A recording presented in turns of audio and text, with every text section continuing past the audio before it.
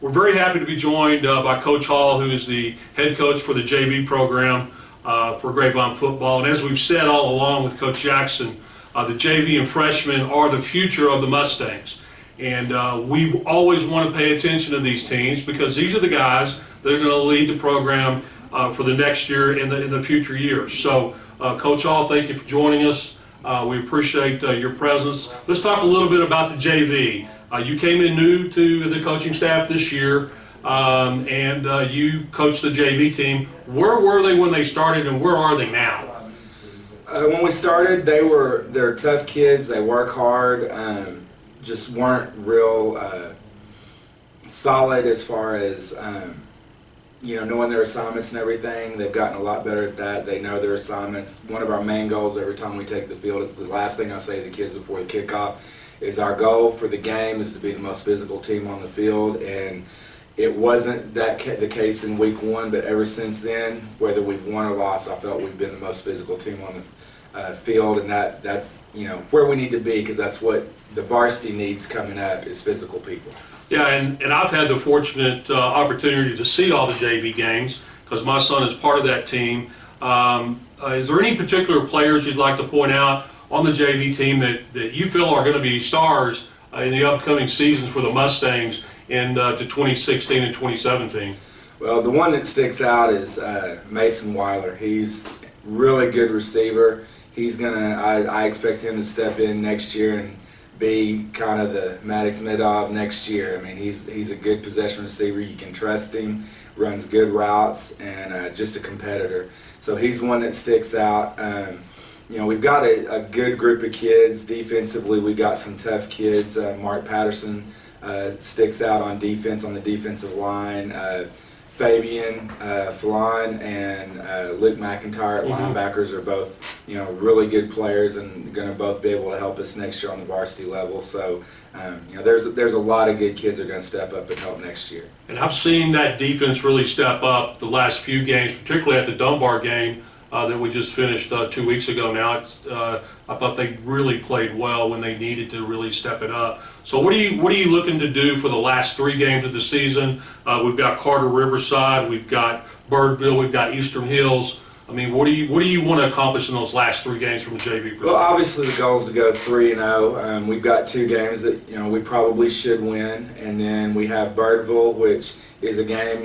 They're a team that's probably going to be in our district for some time to come, and we need to establish that we're the best program, and they're going to be hunting us and not us hunting them. And so we want to set that tone, and it'll start a week from tomorrow night on Wednesday when we go and face them, and we just need to send a message that we're not the same old Grapevine, and they're going to be chasing us. I just want to remind everyone the JV game this week is on Wednesday night. It is at Mustang Panther Stadium. Yes, it is. And game time, has that changed? 6 o'clock. 6 o'clock p.m. So we hope to see you there. Coach Hall, thank you for joining the Coach Randy Jackson Show. I appreciate that very much, and go JV. Well, hello and welcome to the Randy Jackson Coaching Show. We are entering into Week 8 with a 5-2 record. We have a game this Thursday night against our next opponent, Carter Riverside, and this will be at Farrington Field in Fort Worth, just off of University and 7th Street. And game time is at 7 o'clock this week, not the regular 7:30 because it is a Thursday night game. We'd like to thank our sponsor, Kim Assad of DFW Realty Associates, for her support of the Coach Randy Jackson Show. Coach, we enter Week 8 this week with a 5-2 record. We play a team, Carter Riverside, who has a 5-3 record this season. What do you expect to see from Carter Riverside from an offensive perspective, and then on the defensive side of the ball? Offensively, they're like everybody. They're spread 3 and 4 wide. They had a quarterback transfer in from Western Hills who's done a great job for them and has really picked them up a little this year. I mean, they really are. In the district, the 2 most improved teams are Carter Riverside and Grapevine. Sure.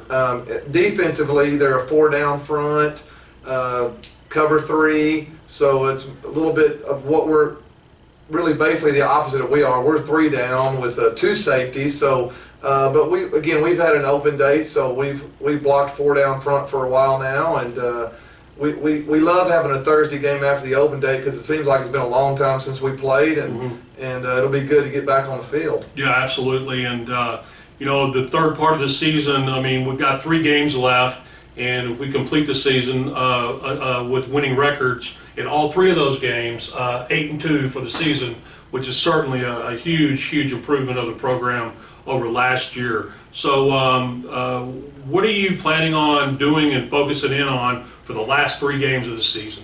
Well, we just have to continue. I mean, really, we feel like we're a playoff team, so we want to win every game for sure, but we're building on trying to win a goal football, and we just want to keep getting better to win playoff games.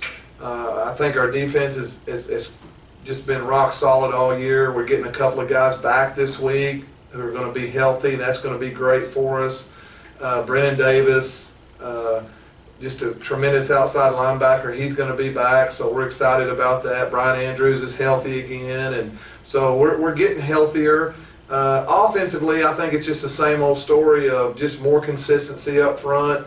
We've had 7 games, and we've had 7 different offensive line combinations, and so we're still just through injuries, and we had a kid sick all week this week who's a starter who won't play, and so there's always just something going on there. And so what we have to do these last 3 weeks is continue to get better defensively, be more consistent offensively, especially up front. That's our big concern, our big emphasis. And then kicking game, I think we just have to, again, kind of like the defense, just keep getting better. I think we've been fine in the kicking game, and I think all in all this year we've been fine. It's just we always just want to continue to get better, and we want to play our best football of the season, week 11, and that's what we're gonna, that's what we're working towards. Right. Well, as I mentioned, the game is Thursday night at 7 o'clock at Farrington Field. We hope to see you there. Next week we have Birdville, which will be our last home game of the season. Then we close out the season against Eastern Hills, and that will again be on the road. So we look for your support in the game at 7 o'clock at Farrington. And we have a special guest coming up. Welcome back to the Coach Randy Jackson Show. We talk about family on this football team, and part of that family is definitely the cheerleaders, and probably someone you see or someone you definitely hear is the Grapevine Band. And just recently, we attended a program that the band was participating in. With me, I have Maddie Brown, who is drum major for the band, and I have Jonathan Benzik, who is the baritone section leader. So Maddie, tell us a little bit about what the actual competition was. Okay, so for band, we get the chance to go to state every other year, and we go to Stanbridge Stadium, and we had region first, and we're in region 24. And so we competed in that, and then if you get an overall score of a 1, then you get to move on to area. So. Well, that's super. And Jonathan, let's talk about the attendance of the football team. This is something that we wanted to support. Again, the band is an important ingredient to the overall success of the school as well as the football program, and of course other sports. So Jonathan, what was the band's reaction to the football team attending? Having the football guys there, we're out there every Friday night, cheering for you guys, and we have a great time. We love seeing you guys, and you're all very respectful to us. And to see you guys come out and reciprocate the support that we give to you, it was a great feeling. Well, that's super, and I know the kids had a great time. I think we had 40-plus players attend that particular event. So everybody's dying to know, Maddie, how did you do? Well, we got all ones, which is a sweepstakes, and so that means that we moved on to area. And so now we'll compete this Saturday, and we'll see if we can make it to state. So after area comes state, and then after state, you win the state, and that's it, right? Yes, it's sir. like the state football championship. Absolutely. Well, again, on behalf of the Coach Jackson Show, this is the band. We're very happy to have them as part of the show. And thank you guys for taking time out from your practice to share your thoughts on the Randy Jackson Show. Thank you. Thank you.